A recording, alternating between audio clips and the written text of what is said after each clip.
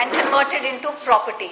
Property laws will apply to all fields of technology, whether it is living matter or it is a manufactured product, anything. There shall be intellectual property on that.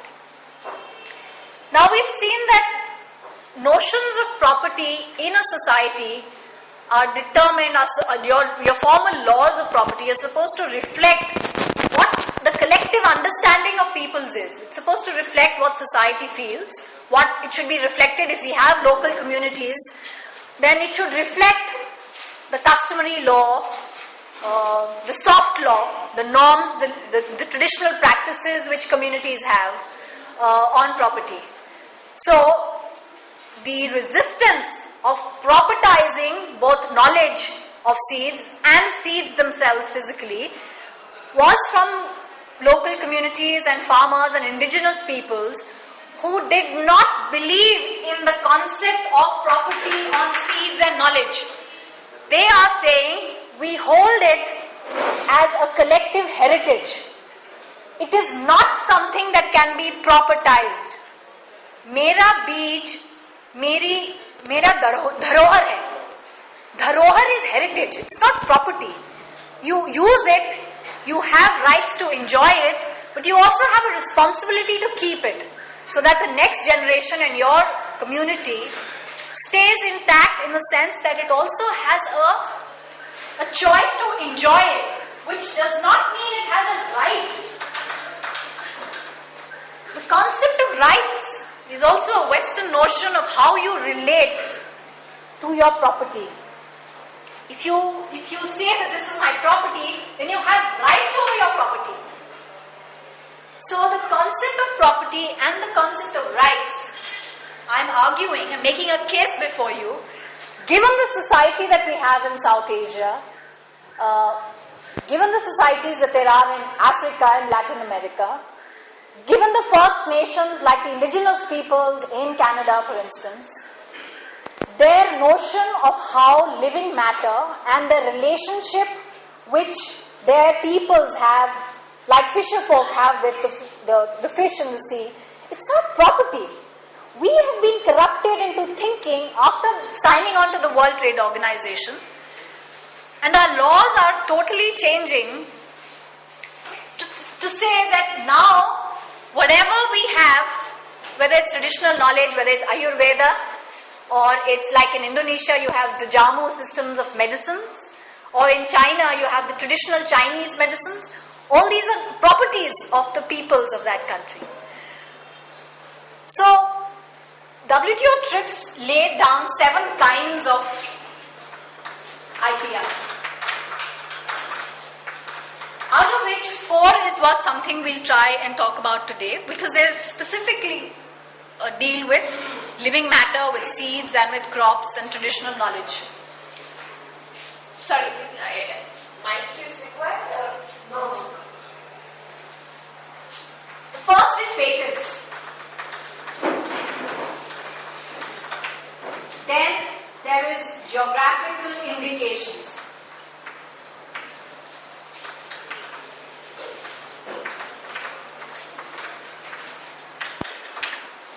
Trademarks.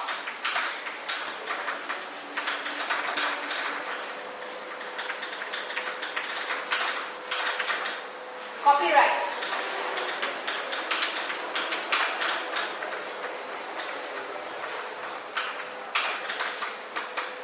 There are 3 others: industrial designs and circuits, etc., dealing with software.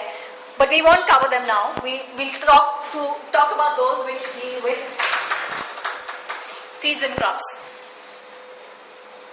Now there was a lot of the discussions on TRIPS. TRIPS is essentially saying that you have to, because this is beginning to be used. Patent is being it's being used as a notion or as a term or as a concept, as a general term to refer to all of these. But we need to understand the distinctions between this, and we also need to understand that there were a lot of countries from the south which were saying we cannot and will not provide patents on plants. What about our Patent Act? 1970 was our Patent Act. Before that, of course, we have a whole British legacy on how it was made. After that, 3 times, after joining the WTO, 3 times, the Patent Act has been amended. And according to the last amendment, it says that, okay, we've amended our Patent Act to be compliant with TRIPS, which means now we will allow for property rights on genetically modified crops, amongst other things. I'm focusing on GM crops because that's what we're talking about today. How does that change? At the other level, there were communities, farmers groups and activists saying we should not be amending our Patent Act because before the amendments, we firstly did not allow for product patents. Secondly, granting patents or property rights on plants and living matter, on animals and microorganisms is against the social, ethical norms and cultural practices of our peoples. And that is what we seem to be forgetting when, we are pitted against a whole legal system which is completely antithetical to what inherently our beliefs have been as societies, as peoples in the third world. And we are being brainwashed and conditioned to think that the only way to protect innovation and the only way to protect your traditional knowledge and your genetic resources is through propertizing them. Give property rights not only to the company, Monsanto, which makes those genetically modified crops, but also to the farmer who is preserving them and keeping alive farmers' varieties on the field. Give rights to everybody. That's our struggle. Human rights discussion is in a different frame. I'm talking to you in terms of property rights. So that is what is being sold as the solution. Okay, you want to protect your genetic resources, you want to protect your own knowledge, first give people rights over that knowledge.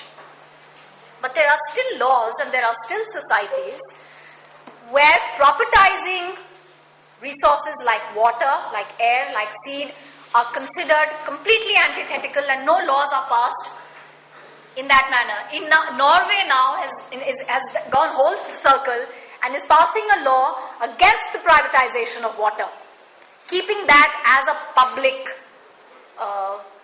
sector or in the public domain. So, because India protested and said, we do not want to give outright patents on plants. Today, nobody can come into India and file a patent on basmati per se. But then, outside the WTO negotiating rooms where our Minister of Commerce goes and delegates and bureaucrats from our trading community go, mostly represented by the Federation of Indian Chambers of Commerce and industry magnates from the CII. Well, the pressure there at WTO was, okay, if you want to be considered as a nation which is compliant with WTO, if you don't want to grant patents on plants, you provide for something called PVP, Plant Variety Protection. So, that's a shortcut route for not providing patents because it will be antithetical to our inherent beliefs. We don't want to provide outright patents on plants and animals, but yet we are under pressure to be TRIPS compliant.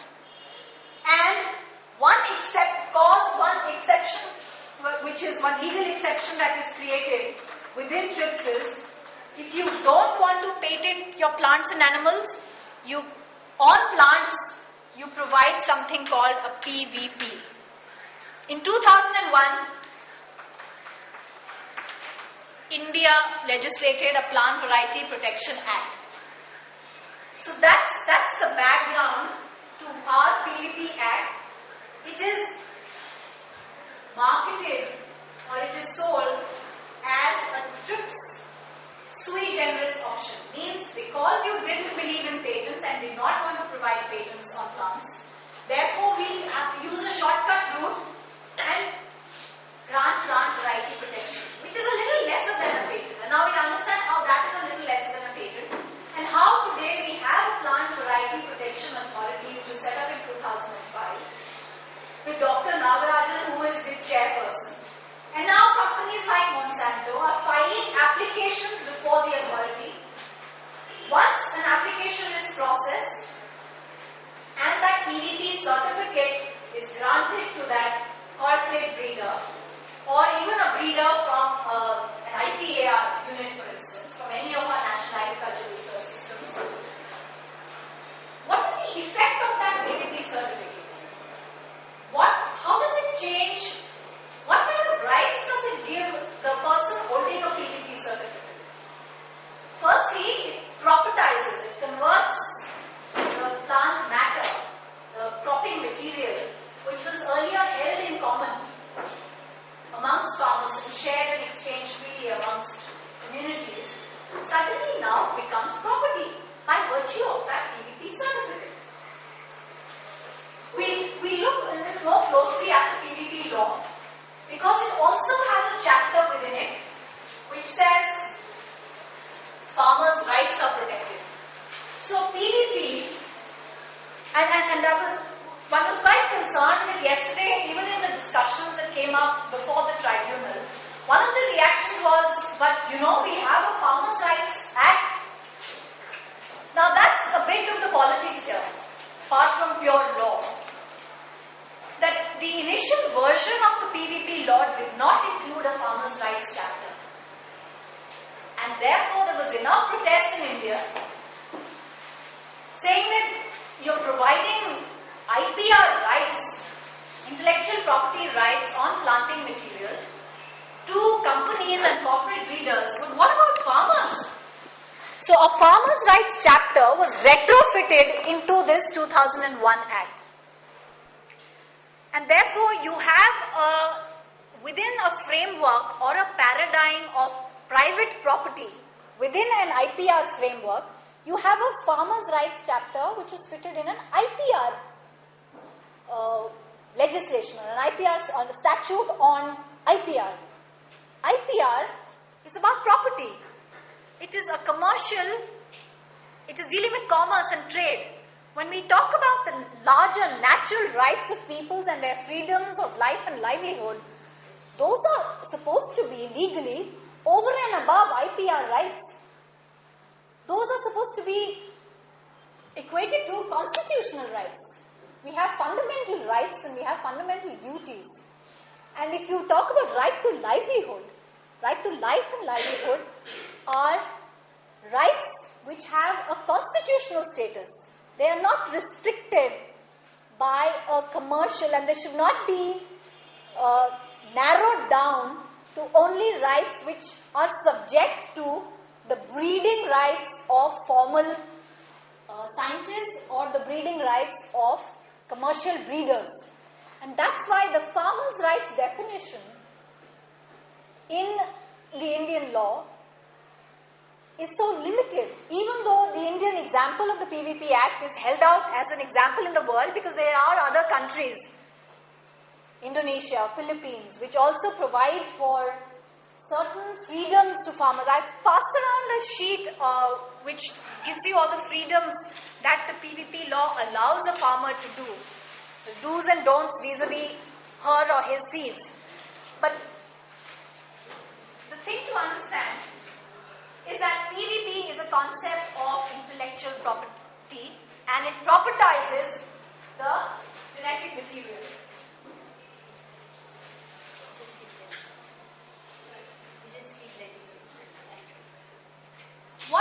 So what's the effect? Once a PVP certificate is granted and cleared by a PVP authority, it gives the breeder the control over the seed or the planting material. Which means tomorrow if BT brinjal seeds are developed and Mahiko, or even if the Tamil Nadu Agricultural University, for instance, files for a PVP. Firstly, Monsanto in its, the Indian version of Monsanto, that is the Mahiko, has already in its agreement that it has signed, the material transfer agreement it has signed with the Tamil Nadu Agricultural University, has said that we retain the IPR. It is our property. Even though our Indian law so far has not clarified that or provided any kind of PVP certificate to Monsanto or Mahiko. But here is a company which is telling your agricultural university, you are using our IPR protected material because the US government and its US Code 35, which is its patent law in the United States of America, is allowing Monsanto to take a patent on the BT gene. So you have a patented material, patented in another country, in another country's law, having to be recognized by our legal system, even though our legal system is still undergoing change. So it gives the control over that planting material to that company. It gives the right to collect royalties for the term 15 years if it's a seed and crop, 18 years if it is dealing with trees, planting material for trees. For that period in which the company sells that in the market, it is his or her property. And because it's a product now, you've converted planting material into a product which can be commodified and sold, like Kavita said, in a seed packet.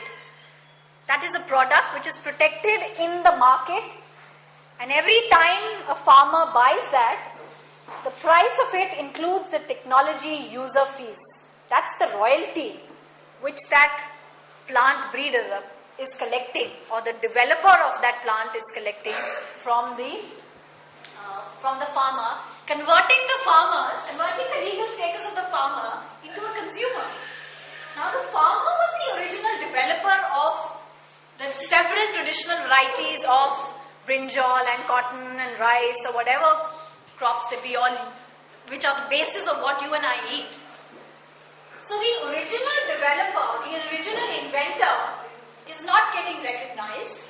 The developer who is taking it, the corporate breeder who is repackaging it into your seed packet and charging you money and collecting royalties is actually controlling the seed.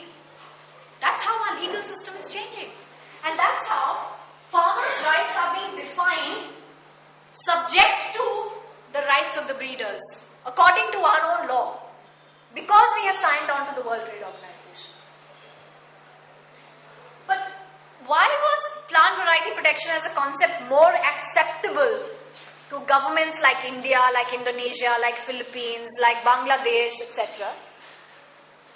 Because it allowed for 2 or 3 exemptions, which a patent doesn't allow.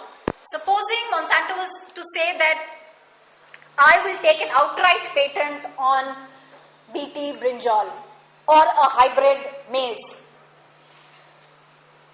it becomes its property for 20 years. The term of a patent, according to our amended patent law, has been increased from 17 years to 20 years in the second amendment, patent amendment that happened in 2002, because WTO again said a minimum period of a patent protection granted to an inventor has to be 20 years. So our own law, the term of a patent was increased from 17 to 20 years. So if a company was allowed a patent on a new seed variety, it would become its absolute property in those 20 years. And anybody who wanted to use it in his or her field will have to pay royalty. Or if a researcher wanted to use it in the laboratory, that is, if our agricultural scientists wanted to use that same cropping material or that seed to do research in the laboratory, they would again have to pay royalty.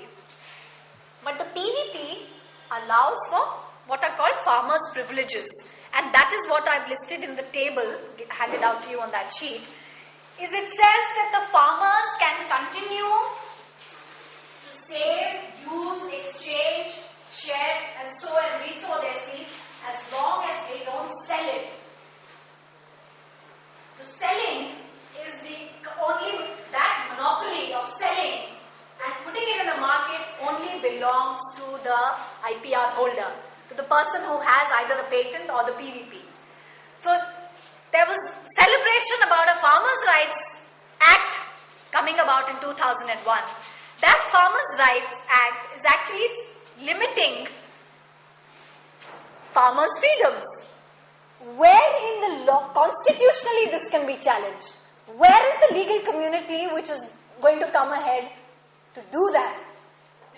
On the basis of customary law, on the basis of constitutional law, even the notion that farmers' rights are protected in absolute terms, and given the kind of legal protection in a system, this can be challenged in law. That's where we need all of you. So what the PVP allows is an exemption which says farmers can do A, B, C, D things as long as they don't sell in the market, because when you come into the market, that's our territory. That's what can they do? What can they do? ABC, what are those ABCs which farmers can do? They can sow the seed, they can use the seed, exchange it, share it, resow it, but not sell it. They say if let's say I am the IPR holder, farmers can continue sowing, reusing, but they cannot sell. Yeah, but if they buy it, they have to do our seeds anyway. Otherwise, why do they buy it? If they buy it, Yes. they have to sow it or do something with it. That's what kind of privilege is that? It's an obvious thing.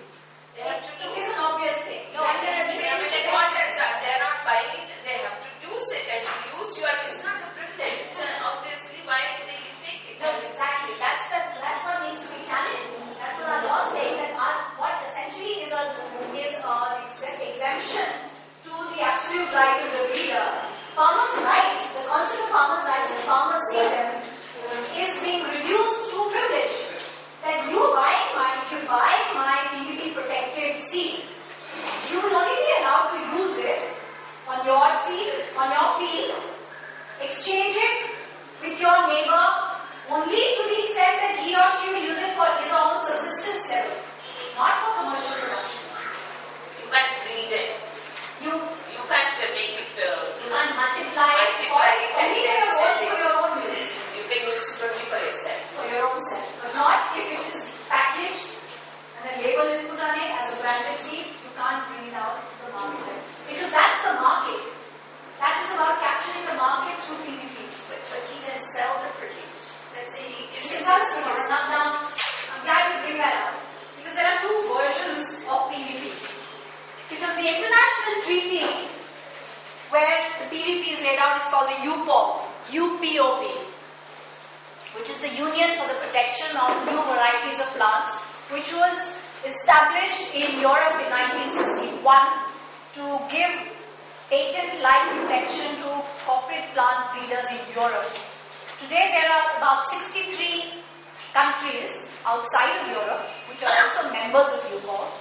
India is being arm-twisted by European and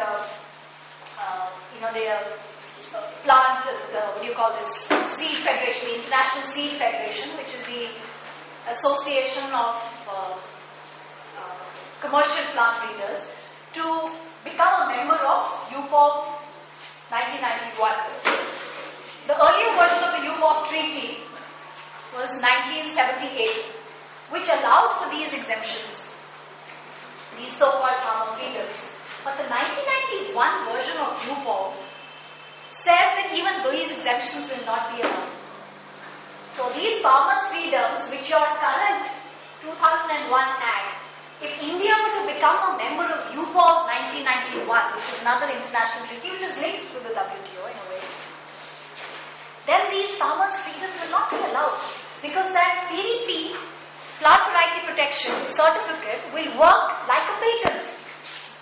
Then you won't have these freedoms unless you have taken the permission of the PVP holder, or in other words, taking permission means paid the price or the royalty or the technology user fee which will be included in the price of the seed. In other words, you are recognizing that this company has absolute right over this planting material. Now there are two ways to respond to that. One is to challenge the law. But at the ground level, which is where communities and farmers are actually doing the seed saving, they will actually have to be supported to do the civil disobedience where their practices are being illegalized. The other thing is to denounce and not use any of these PVP protected seeds. But that doesn't stop the company from making them. So while you need farmers and you need to support the farmers to be able to do their traditional practices vis-a-vis their own traditional varieties, because the PVP law applies to not the traditional varieties but the varieties that have been developed by the scientists and the plant breeders and the private laboratories. But supposing a farmers group says, we will not buy any of our seed from the market, and according to statistics by the Department of Agriculture, and this is April 2009, the Seeds Division of the Ministry of Agriculture, they themselves have said that despite the Green Revolution, despite the amount of hybrid seeds that have been pushed in through the Green Revolution and marketed, the seed replacement ratio, SRR, which is the rate at which the farmers replace their seeds with new seeds from the market or from the formal seed supply system, is only 15 to 20%. Which means there's this huge gap, this untapped market where seeds from outside, other than farmers' varieties, private seeds developed from the formal research system can be pushed onto farmers' fields. So we look at how the plant variety protection, because the language is also so misleading, even for lawyers, that it says this is a Plant Variety Protection Act. Yeah. I just have a question that what about the country of origin of a particular plant species? Like, say the basmati debate that's going on. I mean, the reason we're protesting is because we feel that basmati is originated here, we have some right over it, etc. Yes. I mean, doesn't the country of origin of these species of particular legal, doesn't that fact have a legal force in itself?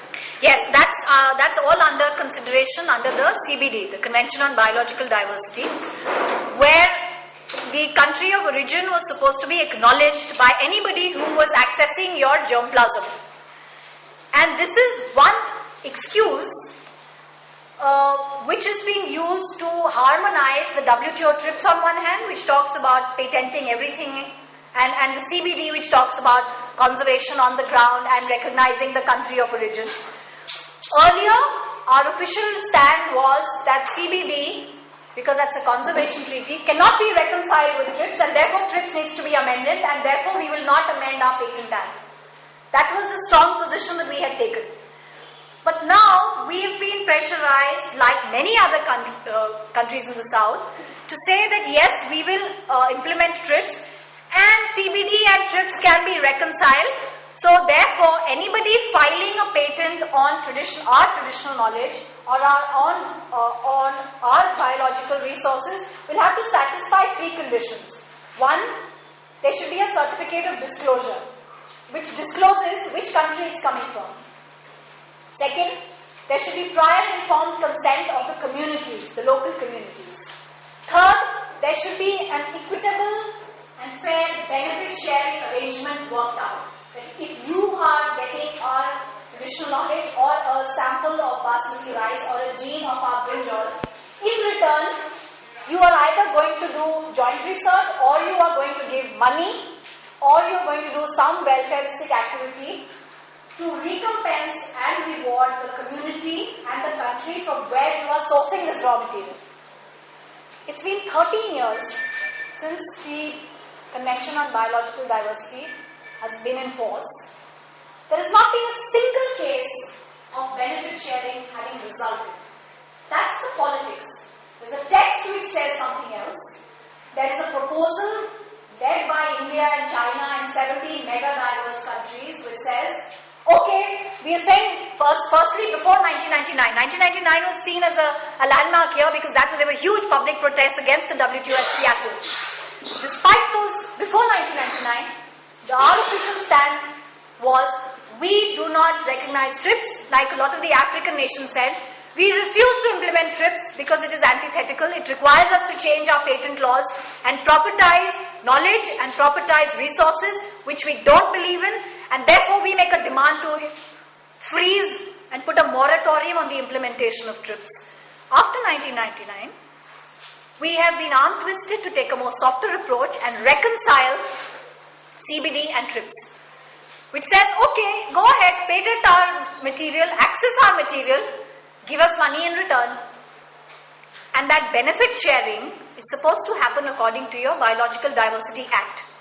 And in the afternoon, we'll have a session specifically on the Biological Diversity Act, which will tell you the politics of how benefit sharing is not in the politics of benefit sharing, how there are no benefits trickling down to the farmers' communities. Okay, so we just run through some of the main provisions. That essentially the PVP law provides for the registration of plant varieties for commercial purposes. And what is the criteria that if you apply, go to a PVP authority and say, I have developed a new variety which I want to market under my brand name and get